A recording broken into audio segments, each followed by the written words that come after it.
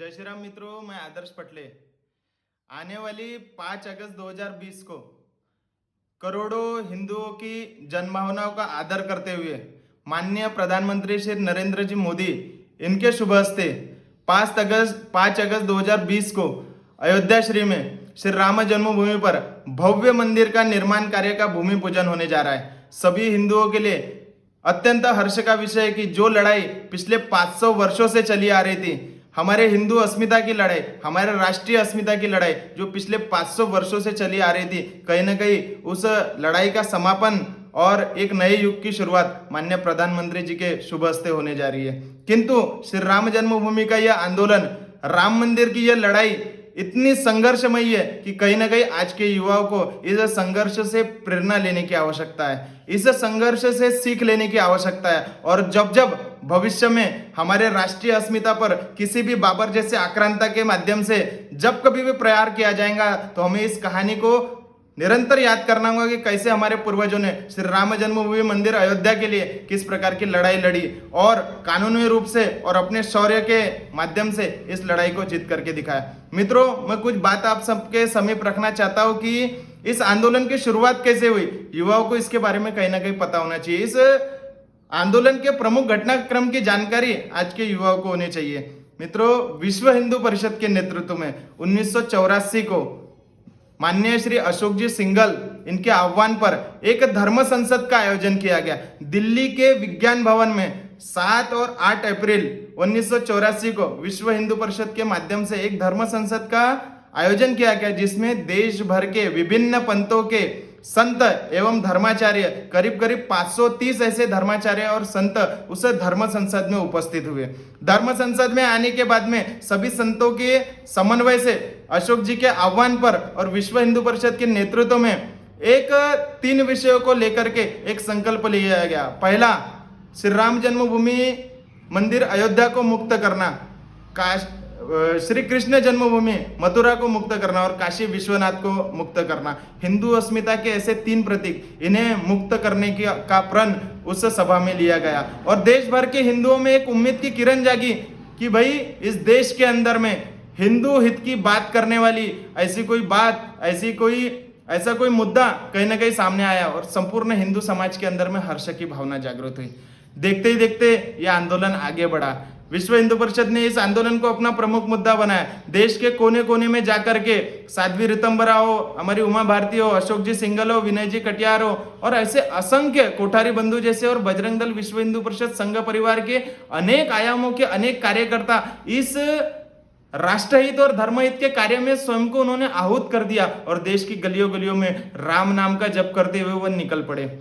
आज युवाओं की जवानी हम देखते हैं तो वह जवानी किस काम में आती है। कुछ युवा अपने नशे में चूर हो जाते हैं, लेकिन उस समय के युवाओं को केवल एक ही नशा था, वो था राम नाम का नशा। उस समय के युवाओं को एक ही नशा था, वो था देशभक्ति का नशा। और उस समय के युवाओं को एक ही नशा था, वो धर्म प्रेम का नशा।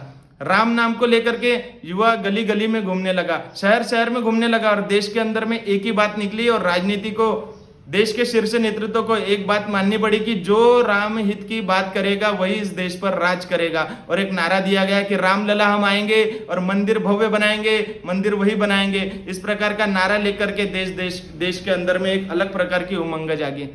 और हम देखते हैं कि 1990 में कार सेवा का ऐलान माननीय अशोक जी सिंघल, लाल कृष्ण जी आडवाणी इनके नेतृत्व में कार सेवा का आह्वान किया गया और देश के युवाओं को एक आह्वान किया गया कि आप अयोध्या आइए। उस समय की कार सेवा में बताना चाहता हूं कि मित्रों 6 लाख युवाओं ने अयोध्या कूच की। 15 सितंबर 1990 को लाल कृष्ण आडवाणी जी के नेतृत्व में भारतीय जनता पार्टी के करोड़ों कार्यकर्ता, लाखों कार्यकर्ता राम रथ यात्रा के माध्यम से देश भर में भ्रमण करने का लाल कृष्ण आडवाणी जी ने संकल्प लिया।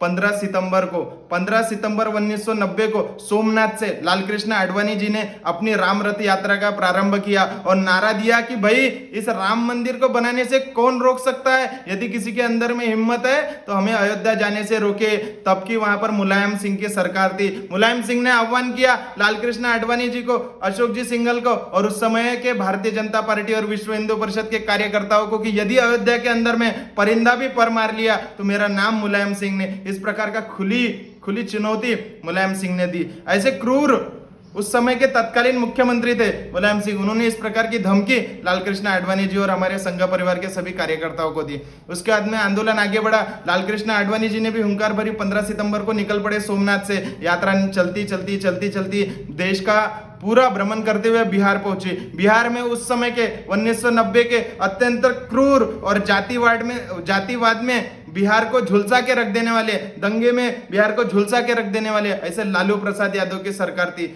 लालू प्रसाद यादव ने लालकृष्ण आडवाणी जी को गिरफ्तार कर लिया और कहा कि ये यात्रा यहां से आगे नहीं बढ़ सकती। जैसे ही यह संदेश, आज तो सोशल मीडिया का जमाना है, कहीं बिहार हो, उत्तर प्रदेश हो या कहीं पर भी कुछ घटना घट जाती है तो तुरंत 1 मिनट में पता चल जाती है। किंतु लालकृष्ण आडवाणी जी का वो नेतृत्व था, भारतीय जनता पार्टी का वो संकल्प था और करोड़ों करोड़ों कार्यकर्ताओं की वो उम्मीद थी कि जैसे ही लालकृष्ण आडवाणी जी को गिरफ्तार किया गया, देश भर के करोड़ों कार्यकर्ताओं में एक अलग सी उमंग जाग गई और उनके अंदर में एक जोश भर गया और उनके अंदर में आक्रोश भर गया कि हमारे नेता को, जो राम राज्य की कल्पना करने के लिए, जो राम मंदिर के निर्माण के लिए संपूर्ण देश के अंदर में राम रथ यात्रा निकल रहे, ऐसे हमारे नेता को गिरफ्तार किया गया तो किया गया कैसे। उसी समय, उसी क्षण जैसे ही इधर लालकृष्ण आडवाणी जी को लालू यादव की सरकार ने गिरफ्तार किया, उसी समय अयोध्या के अंदर में जो धार्मिक गतिविधियां चल रही थी, धार्मिक गतिविधियों में लिप्त, राम राज्य की संकल्पना लेकर लिप्त हमारे 50,000 कार्यकर्ताओं को मुलायम सिंह के सरकार ने वहां पर गिरफ्तार कर दिया था।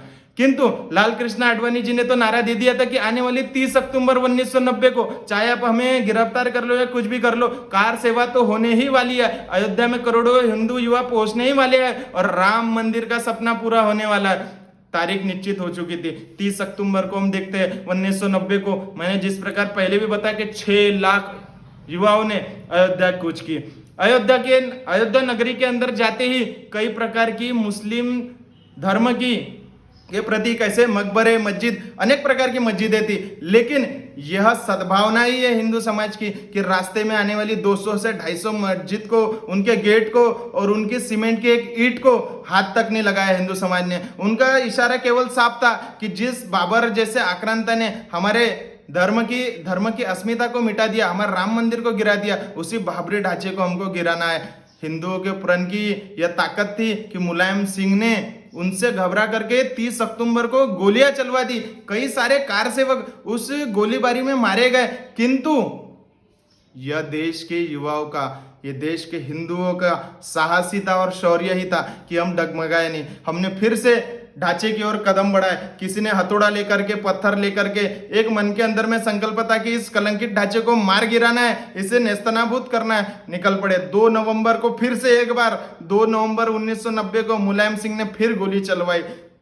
फिर से हजारों कार्यकर्ताओं की, हजारों कार्यसेवकों की उसमें मृत्यु हो गई। उन्होंने अपना बलिदान दे दिया। कोठारी बंधु, जिनका नाम आपने सुना होगा, 2 नवंबर 1990 को कोठारी बंधुओं का बलिदान हुआ। वो गुम्मत पर चढ़ गए, कलंकित बाबरी ढांचे पर चढ़ गए और वहां पर भगवा ध्वज लहरा दिया। इस बलिदान को देश कभी नहीं भूल सकता। वो दोनों बजरंग दल के एक अत्यंत साहसी कार्यकर्ता थे। उन दोनों ने वहां पर बाबरी ढांचे में जाकर के एक हिंदुत्व का ध्वज लहराया, भगवा ध्वज लहराया। 1990 के बाद में एक देश के अंदर में आक्रोश का माहौल तैयार हो गया कि मुलायम सिंह ने गोलियां कैसे चलवाई।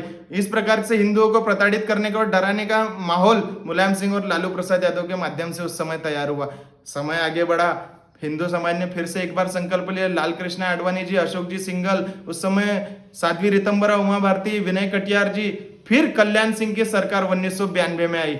1992 में जब कल्याण सिंह उत्तर प्रदेश के मुख्यमंत्री बने, फिर से एक बार अशोक जी ने और लालकृष्ण आडवाणी जी ने फिर हुंकार भरी और देश के युवाओं को फिर से एक बार आह्वान किया कि फिर आप अयोध्या कुछ करिए। यह समय बहुत कठिन था, क्योंकि हम सब लोग जानते हैं कि यदि हम किसी एक लड़ाई के लिए आगे बढ़ते हैं, यदि हमें अपयश मिल जाता है तो कहीं ना कहीं दूसरे बार उस लड़ाई को लड़ने के लिए हिम्मत मर जाती है। लेकिन यह हमारे देश का नेतृत्व ही था। यह विश्व हिंदू परिषद और भारतीय जनता पार्टी और संघ परिवार के हजारों करोड़ों कार्यकर्ताओं का संकल्प ही था और ये राम नाम की धुन थी कि कार्यकर्ताओं ने हार नहीं मानी, फिर से एक बार अयोध्या की ओर चल पड़े। और हम देखते हैं कि 6 दिसंबर 1992 को कलंकित बाबरी ढांचे को हिंदू युवाओं के शौर्य ने मार गिराया, उसको विध्वंस कर दिया और हिंदू समाज और इस देश की अस्मिता पे जो कलंक लगा था बाबरी ढांचा नाम का, उसे नेस्तनाबूद कर दिया। यह विजय संकल्प दिवस के रूप में मनाया जाने लगा। 6 दिसंबर 1992 के बाद में यह संपूर्ण राम मंदिर का आंदोलन, अयोध्या भूमि का ये जो विषय ये न्यायालयीन प्रक्रिया में चले गया। न्यायालय में जाने के बाद में अनेक वर्षों तक के राजकीय इच्छा शक्ति न होने के कारण कांग्रेस पार्टी के जाति और धर्म के आधार पर बंटवारे की राजनीति और उनकी विचारधारा के कारण यह विषय कभी भी कोर्ट के पास में इसका निराकरण नहीं हो पाया। किंतु एक बार फिर से देश की उम्मीदें जगी जब 2014 में माननीय श्री नरेंद्र जी मोदी इनके नेतृत्व में भारतीय जनता पार्टी के पूर्ण बहुमत की सरकार आई।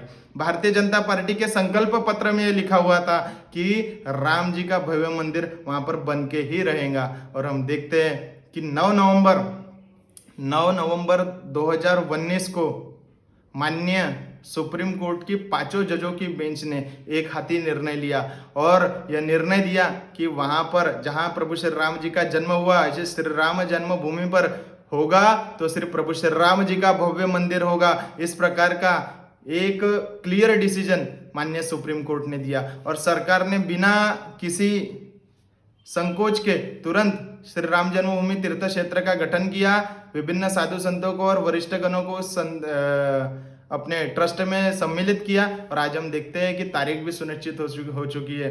5 अगस्त 2020 को माननीय प्रधानमंत्री श्री नरेंद्र जी मोदी इनके हस्ते वो भूमि पूजन होने वाला है। यह अत्यंत हिंदू समाज के लिए हर्ष का विषय है, एकदम कौतुक का विषय है और इस विषय को लेकर के मैं संपूर्ण हिंदू समाज को बधाई देता हूं।